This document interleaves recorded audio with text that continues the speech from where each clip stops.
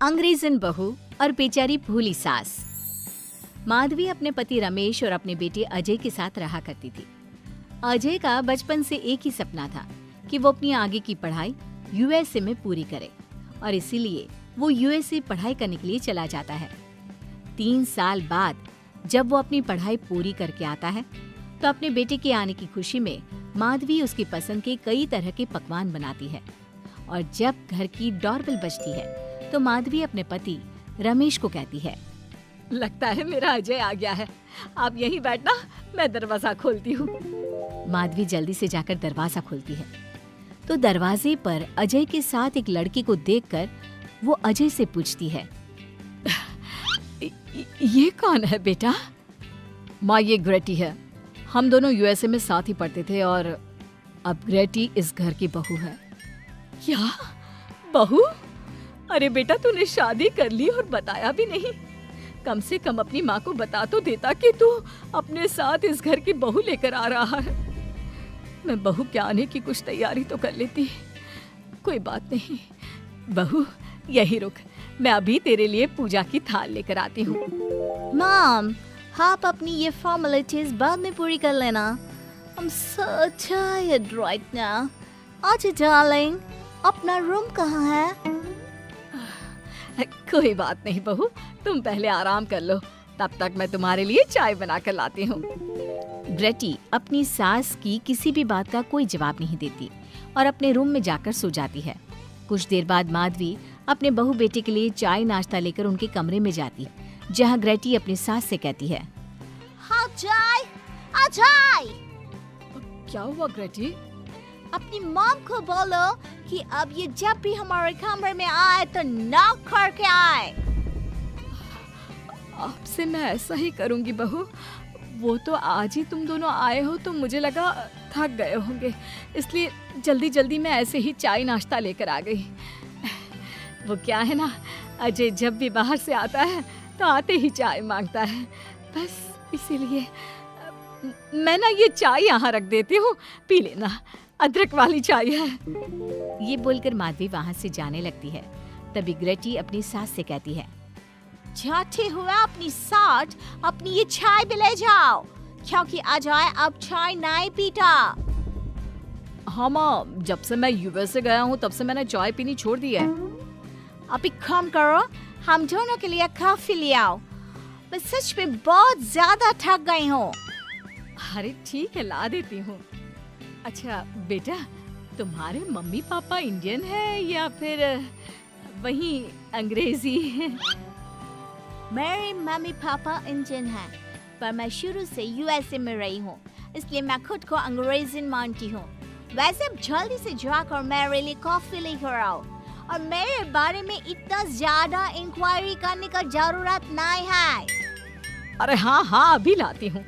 वैसे बहू, मैं तुम्हें ना इंडिया के सारे तौर तरीके सिखा दूंगी। अरे क्या हुआ, तुम्हारी परवरिश अगर यूएसए में हुई है हाँ तो इंडियन ही ना।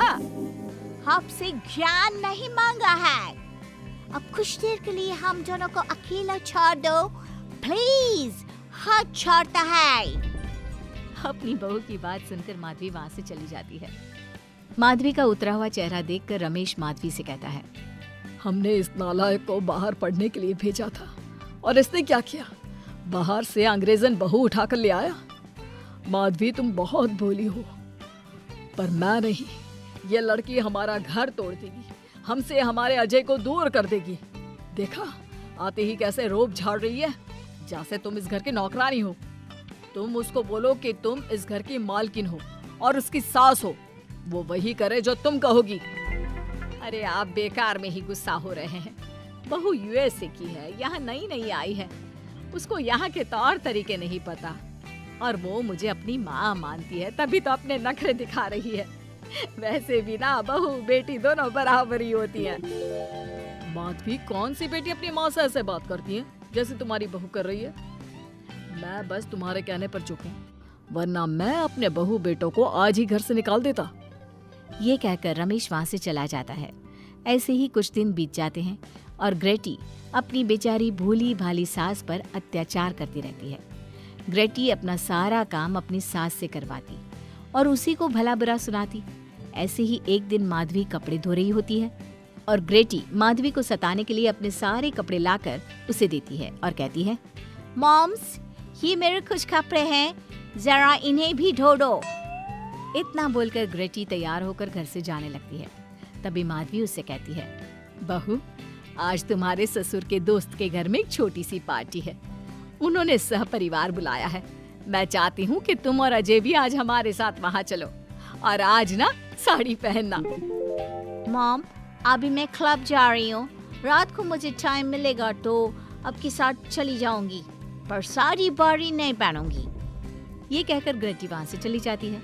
शाम हो जाती है। सब ग्रेटी के घर आने का इंतजार करते हैं और इस वजह से कोई भी पार्टी में नहीं जा पाता। इंतजार करते करते रात के 12 बज जाते हैं।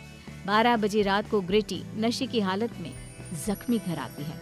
अपनी बहू के सर और हाथ पर लगी चोट देखकर माधवी परेशान हो जाती है और जल्दी से फर्स्ट एड का बॉक्स लाकर अपनी बहू के सर पर पट्टी करती है।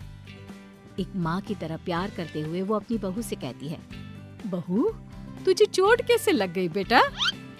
मैं घर आ रही थी, एक बाइक वाले से मेरी टक्कर हो गई। कोई बात नहीं बेटा, कल सुबह होते ही तुझे अपने फैमिली डॉक्टर के पास ले जाऊंगी।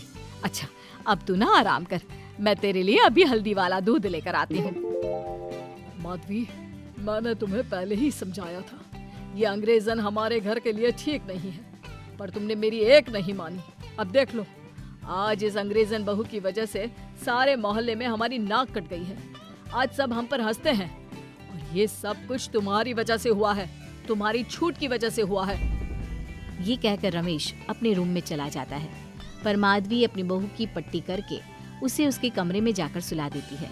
अगले दिन माधवी ग्रेटी को लेकर अपने फैमिली डॉक्टर के पास जाती है, जहाँ ग्रेटी देखती है कि उस डॉक्टर की बहू ने साड़ी पहनी है और एक संस्कारी बहू की तरह घर में पूजा पाठ करके अपने सास ससुर के पैर छूकर उनका सुबह सुबह आशीर्वाद लेती है।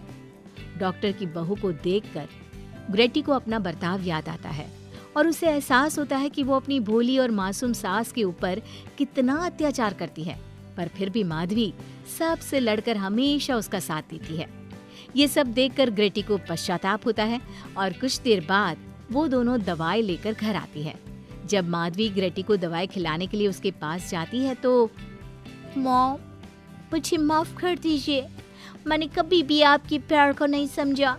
आप पर इतना अत्याचार किया, आपकी बेइज्जती की, आपसे घर का सारा काम करवाया। आपने मुझे कितनी छूट दी, पर फिर भी मैं आपके साथ इतना बुरा करती थी। और आज जब मैं नशे की हालत में चोट खाकर घर आई तो भी आपने मुझसे कोई सवाल नहीं किया, उल्टा आपने मेरा साथ दिया, मेरी सेवा की। आज जब मैंने डॉक्टर की बहू को देखा घर का काम करते हुए, अपने सास ससुर की सेवा करते हुए, तब जाकर मुझे एहसास हुआ कि मैं कितनी रॉन्ग थी।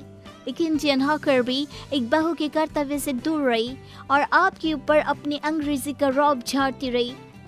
मुझे माफ कर दीजिए सासू माँ। बेटा, अक्सर बच्चों से गलतियां हो जाती है। ऐसे भी सुबह का भूला अगर शाम को घर आ जाए तो उसे भूला नहीं कहते बहू। और मुझे बहुत अच्छा लग रहा है ये देखकर कि मेरी अंग्रेजन बहू कितनी समझदार हो गई है। जिसके बाद माधवी और ग्रेटी एक दूसरे को गले लगा लेती है और उसके बाद से ग्रेटी एक संस्कारी बहू की तरह रहती है और अपनी सास को किसी भी शिकायत का मौका नहीं देती। अपने सास ससुर की बहुत अच्छे से दिल से सेवा करती है।